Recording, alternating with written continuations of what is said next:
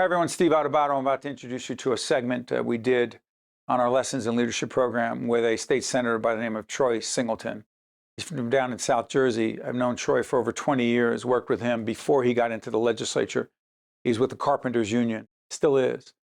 Troy's an extraordinary public official, not just a great state senator in the eyes of many, an up-and-coming young leader who has potential to go beyond, but we talked to him at length about our series 2024, Decision 2024, Democracy in Danger, not with a question mark, but democracy in danger. We talked to the senator about how we're in danger, why we're in danger, and what we need to do to improve our democracy and get back to a place where people trust elected officials just a little bit more than we do, because democracy, in the eyes of many, it's in big danger. Hi, everyone. Welcome to Lessons in Leadership. Steve Adubato with my colleague, Mary Gamba. Mary, how are we doing today? It's a really good day, Steve. How are you? It's a really good day on a lot of levels. Not a great day for democracy, if you will. Lessons in Leadership, not a political program at all, but we do talk about political leadership. Who better than to have on Senator Troy Singleton, Senate Majority Whip in the New Jersey State Senate, a longtime friend. We've worked together before he was in elective office. And by the way, identify the trade union you were connected to for many years. Sure. I'm still a card-carrying member of the Carpenters Union here in the state of New Jersey. Yeah. Troy, let's do this. I know that there are a whole range of things we could and should be talking about in terms of public policy in the state of New Jersey. We'll get to it. But the graphic is about to come up on the screen in post-production. Decision 2024, Democracy in Danger. No question mark, no nothing, in danger. Premise of the question is this. There are so many Americans, Mary being one of them, we had a conversation yesterday, who are losing faith in our representative democracy and our elected officials. We're taping at the end of September. It is what it is. People know what's going on. That being said, what do you say to millions and millions of Americans who think about 2024 and the decision that we may have to make and the choices that are out there? And in fact, they've lost faith that our representative leaders will do what is right and not simply what is in their self-interest. Loaded question, I know. And not to mention Democrats and Republicans don't seem to work together on very much anything. Go ahead. So no one can object to the cynicism that so many in the public have around our body politic currently today. But as the eternal optimist, I'm always heartened by the fact that it's still we the people. And the engagement of the citizenry of this country is going to be what is going to pull us back on the brink of our democracy moving to some sort of autocratic society. And I say that because it is still the people, when they decide to sort of come together, that have actually helped shift elections and helped shift the tone and tenor of our country. Almost having to put aside who's the players in front of them as the elected officials, but really deciding upon the principles that still matter in our country. The principles of fairness, the principles of ethical behavior, all those things that we still teach our children at our core that we want them to understand. We're going to ask people to put that on the ballot. But if you look at it through those types of prisms, then you don't really get caught up in this idea of the Democrat or Republican. My mother, God rest her soul, used to say to me all the time, I always vote for the best people. And I've jumped around for various political parties in an effort to do that. But when you stop looking at the nature of what the fancy soundbite is or the commercial that comes up that tries to scare you into not voting for this person or that, but really get to the core of the things that make you who you are and see who best embodies those things, I think the overwhelming majority of individuals will step forward and make the right choices in this 2024 election cycle that we see coming up, because it's so critically important. You know, Troy, before Mary jumps in, I need to say this, because we've known each other for 20 plus years and you've always been an optimist, even before you got into government. And the fact that you are now speaks for itself. However, there's a big part of me that sees you as not the norm. What I mean by that is you've always been someone who tries to get things done, reaches across the aisle, such a cliche, but true, just focuses on what needs to be done on behalf of your constituents. Senator, that is not the case with a vast majority of Democrats and Republicans who often look at the actions of someone in the opposite party and call it horrific, you're not fit for public office. But if someone in their own party does the exact same thing, we need that vote. Got to protect that person. That is not in the interest of the constituents they serve. No disrespect, my friend, but you seem like you're in the minority in more ways than one. But in this case, just trying to do the right thing. I don't want to make you a saint, but you're usually trying to do what's right. Yeah, definitely not a saint. But in the sense of trying to be a realist in this discussion, though, I do think there are more individuals who do embody that spirit in which you just talked about. The problem is, frankly, the headlines don't come from folks working in bipartisan ways these days, right? Right now, we're seeing too many people who are willing to play this idea of pointing fingers and being antagonistic to one another. And that is like clickbait, and that's selling shows, and that's getting people where they want to be as far as in the public eye. But the hard work, right? The work that still needs to go on to move government forward, there's still those of us who are not just involved in doing that, but get excited about doing that, regardless of our label. The idea, though, is for us to have opportunities like this to talk about that and talk about how I work closely with my Republican colleagues and my Democratic colleagues, because there's just so much work that needs to be done, and no party has monopolized good ideas. So One second before, Yep. I'm sorry, Troy, before Mary jumps back in, you think that's happening in Washington? Really? I didn't say it's happening everywhere, right? But here's the thing. But that's not in everywhere. That's the nation's capital. It is the Are they nation's doing capital. the people's business? It is the nation's capital. And the frustration I think that you are exhibiting, and so many, frankly, others, when I go out and talk to them, when I go door knocking or out at the store, is that they feel like Washington has stopped listening to all of us about just trying to get things done. Again, I think the way to change that has been twofold. And we're seeing an example of that in Alabama. A pretty conservative court just decided that the way that the district is constituted in Alabama were gerrymandered, and it was diluting voices, especially of minority voters. That's They're right. pushing back and making that happen, right? And they're being fought, right, locally, but they're still doing that. But in order for us to change that sort of culture there, we have to start changing the people who are going there. Some of that means making these gerrymandered districts less focused on putting us against each other, but truly trying to put people in places that really want to see things get done. I still believe we can do that.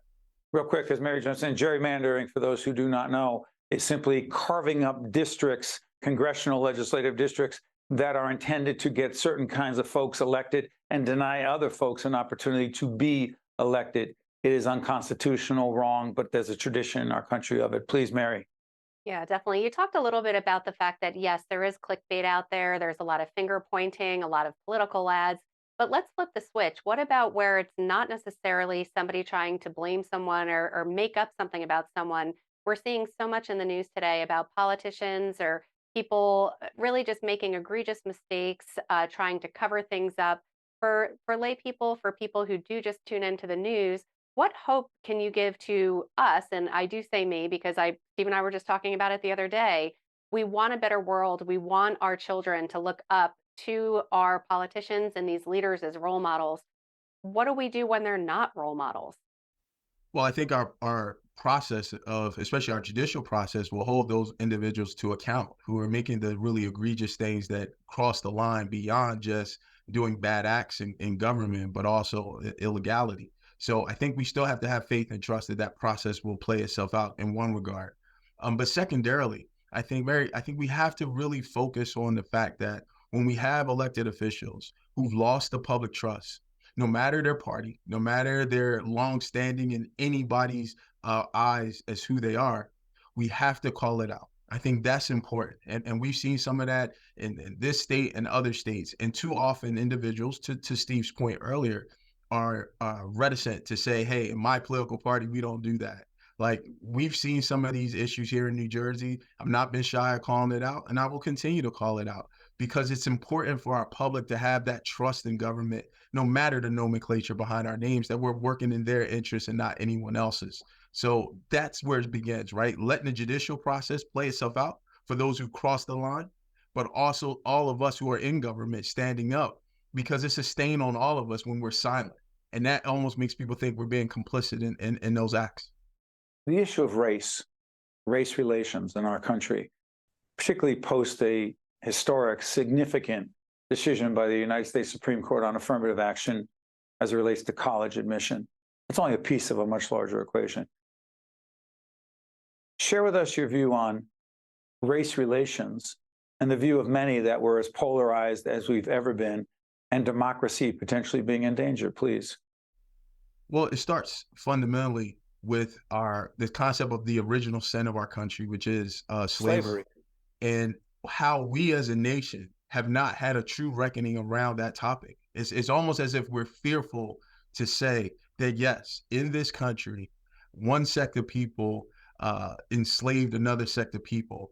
And the remnants of that we still see and have seen, whether it's in housing policy, whether it's in electoral, economic, education policy, you name it. We have to call that out. That doesn't mean that someone who lives today should be held accountable because their grandfather's grandfather held slaves. But it is frustrating to a lot of us when we don't acknowledge that painful history of our country that still has remnants today.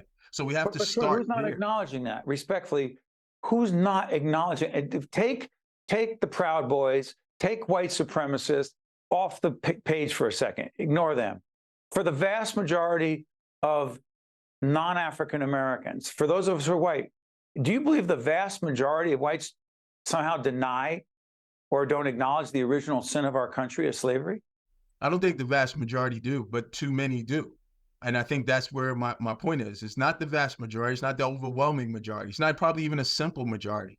But there are several people, and frankly, in positions of influence, who will not acknowledge that simple point and the fact the ramifications are still felt today.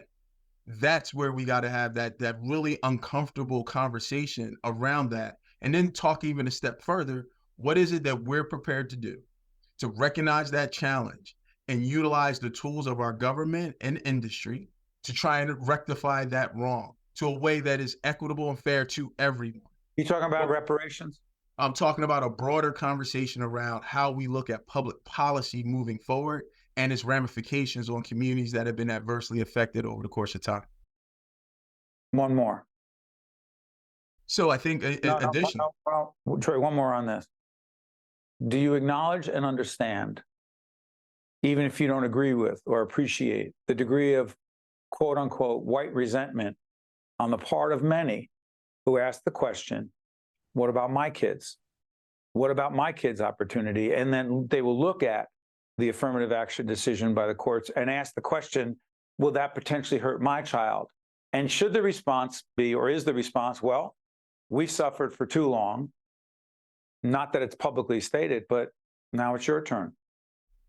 So I think in the way we frame that thought leads us to a discussion that actually doesn't help us progress beyond that. And that is not a disparity about the question. It's more along the terms of there's a difference between equality and equity. And I think when we frame it in such a way that folks, all of us, regardless of our color, want to see our children have equitable opportunity to move forward. Doesn't mean all things are equal.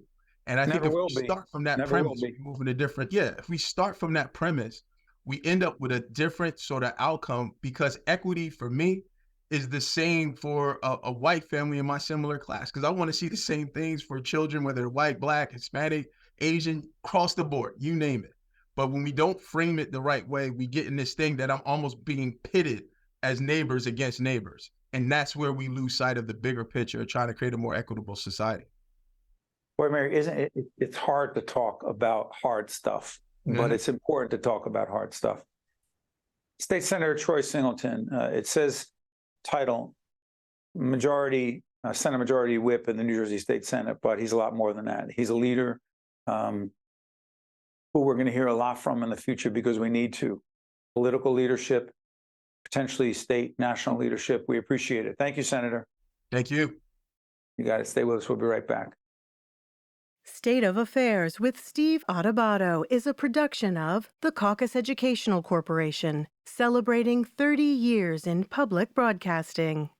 Funding has been provided by PSC&G, PNC Foundation, Johnson & Johnson, Hackensack Meridian Health, NJM Insurance Group, the Russell Berry Foundation, the New Jersey Economic Development Authority, New Jersey Sharing Network, and by New Jersey Institute of Technology. Promotional support provided by ROINJ, and by New Jersey Monthly. I'm Tim Sullivan, CEO of the New Jersey Economic Development Authority. Since joining the NJEDA, I've been struck by the incredible assets and resources that New Jersey has to offer. The NJEDA is working every day to grow New Jersey's economy in a way that maximizes the values of those assets to benefit every single New Jersey resident. This includes more support for small businesses and a focus on reclaiming New Jersey's position as a leader in the innovation economy. Visit njeda.com to learn more about how NJEDA is building a stronger and fairer New Jersey economy.